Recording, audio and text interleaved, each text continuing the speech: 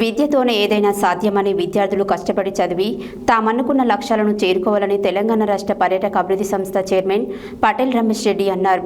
గురువారం జిల్లా కేంద్రంలోని జెడ్పీ బాలురా హైస్కూల్లో సూర్యాపేట పట్టణ కాంగ్రెస్ అధ్యక్షుడు 48వ వార్డు కౌన్సిలర్ వెలుగు వెంకన్న ఆర్థిక సహకారంతో పాఠశాలలకు ఫ్యాన్లు, ట్యూబ్ లైట్లు అందజేసే కార్యక్రమంలో పాల్గొని మాట్లాడారు. ప్రభుత్వం విద్యను బలోపేతం చేసేలా తెలంగాణ రాష్ట్ర ప్రభుత్వం ప్రత్యేక చర్యలు తీసుకుంటుందన్నారు. రాష్ట్రంలోని గురుకులాలలో, వసతి గృహాల్లో నాణ్యమైన విద్యతో పాటు విద్యార్థులకు బలమైన పౌష్టికాహారాన్ని అందజేస్తుందన్నారు. విద్యతోనే ఏదైనా సాధ్యమని విద్యార్థులు కష్టపడి చదివి తామనుకున్న లక్ష్యాలను చేరుకోవాలని తెలంగాణ రాష్ట్ర పర్యాటక అభివృద్ధి సంస్థ చైర్మన్ పటేల్ రమేష్ రెడ్డి అన్నారు. గురువారం జిల్లా కేంద్రంలోని జెడ్పీ బాలురా హైస్కూల్లో సూర్యాపేట పట్టణ కాంగ్రెస్ అధ్యక్షుడు 48వ వార్డు కౌన్సిలర్ వెలుగు వెంకన్న ఆర్థిక సహకారంతో పాఠశాలకు ఫ్యాన్లు, ట్యూబ్ లైట్లు అందజేసే కార్యక్రమంలో పాల్గొని మాట్లాడారు. ప్రభుత్వం విద్యను బలోపేతం చేసేలా తెలంగాణ రాష్ట్ర ప్రభుత్వం ప్రత్యేక చర్యలు తీసుకుంటుందన్నారు. రాష్ట్రంలోని గురుకులాలలో, వసతి గృహాలలో నాణ్యమైన విద్యతో పాటు విద్యార్థులకు బలమైన పౌష్టికాహారాన్ని అందజేస్తుందన్నారు. రాష్ట్రంలో ఇంటిగ్రేటెడ్ పాఠశాలను ఏర్పాటు చేసి విద్యార్థులకు అన్ని సౌకర్యాలు కల్పిస్తుందని వివరించారు. విద్యార్థులు బాగా చదివి మంచి మార్కులు తెచ్చుకొని జిల్లాకు రాష్ట్ర స్థాయిలో గుర్తింపు తేవాలన్నారు. ప్రపంచం అనేది ఒక గ్లోబల్ విలేజ్గా మారిందని, అవకాశాలను ఉపయోగించుకొని అద్భుతాలు సృష్టించాలన్నారు. ఇప్పటికే స్ప్రెడ్ ఇండియా సహకారంతో పాఠశాలలో విద్యార్థులకు కావలసిన అన్ని రకాల అవసరాలను తీర్చేలా సహకరిస్తున్నామని గుర్తు చేశారు. ప్రస్తుతం పాఠశాలలకు అవసరమైన డిజిటల్ బోర్డులు, ఎలక్ట్రికల్ బెల్తో పాటు అవసరమైన సహకారం తప్పకుండా అందిస్తానని హామీ ఇచ్చారు. కార్యక్రమంలో కాంగ్రెస్ పార్టీ పట్టణ అధ్యక్షుడు వెలుగు వెంకన్న, వల్లాస్ దేవేందర్, పిల్లల రమేష్ నాయుడు, తండు శ్రీనివాస్ గౌడ్, అరవింద్ రెడ్డి, కర్ణాకర్ రెడ్డి, పాఠశాల ప్రధానోపాధ్యాయురాలు గోలి పద్మ, ఉపాధ్యాయులు, విద్యార్థులు పాల్గొన్నారు.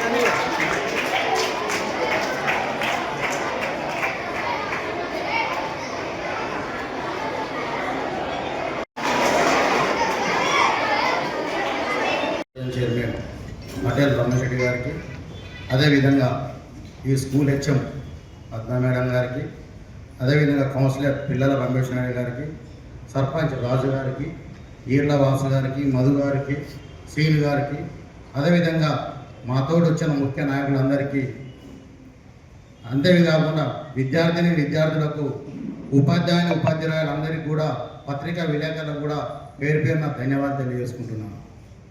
నేను గత 2 నెలల కింద ఇక్కడ యాన్యువల్ ప్రోగ్రాంకి వచ్చినప్పుడు పిల్లలందరూ కింద కూర్చొని బాగా ఉక్కపోత, ఎండాకాలం అప్పుడు బాగా ఉక్కపోతతో వాళ్ళు గాలి ఊపుకుంటే చూడలేక నేను మేడం గారికి, మేడం నేను ఫ్యాన్లు ఇప్పిస్తాను, మీకు దీంట్లో ట్యూబ్ లైట్ ఇప్పిస్తానని ఆ రోజు చెప్పాను. ఆ రోజు నేను ఇవ్వలేకపోయాను. ఎందుకంటే స్కూల్ స్టార్ట్ అయిన తర్వాత ఇస్తే 1 ఇయర్ మొత్తం కంటిన్యూషన్ ఉంటుంది, మధ్యాహ్నం పిక్ చేసి ఎవరైనా తీసుకపోతారనే ఉద్దేశంతో మనం ఒక 2 months గ్యాప్ ఇవ్వడం జరిగింది. ఇప్పుడు దాన్ని నెరవేరుస్తున్నాను. ముఖ్యంగా నేను మీకు ఒకటే చెప్పదలుచుకున్నాను. అంటే నేను పెద్దగా చదువుకోలేదు, నా చిన్నతనం అదంతా పేద కుటుంబం. నేను ఒక 5 రూపాయల జీతంతో ఈరోజు సూర్యాపేట కూరగాయల మార్కెట్లో నేను ఒక దగ్గర గుమస్తా పని చేశాను.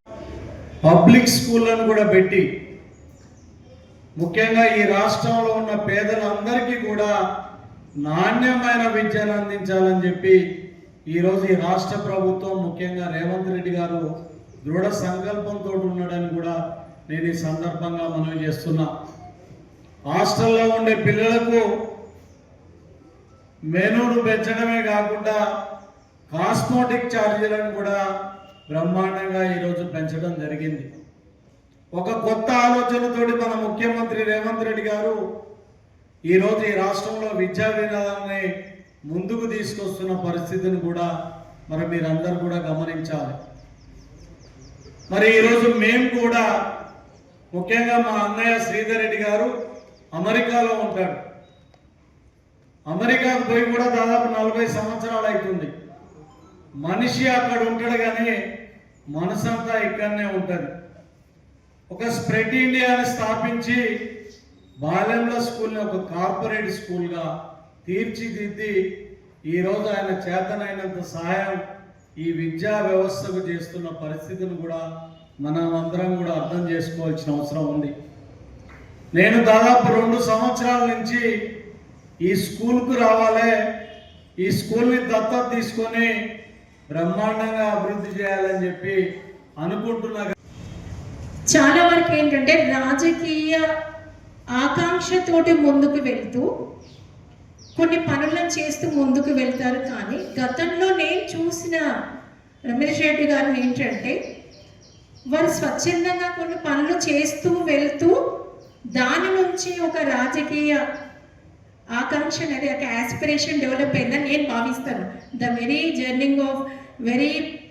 బిగినింగ్ ఆఫ్ హిజ్ జర్నీ నుంచి నేను ఒక ప్యారల్గా నేను అబ్జర్వ్ చేయడంలో నేను అబ్జర్వ్ చేసింది.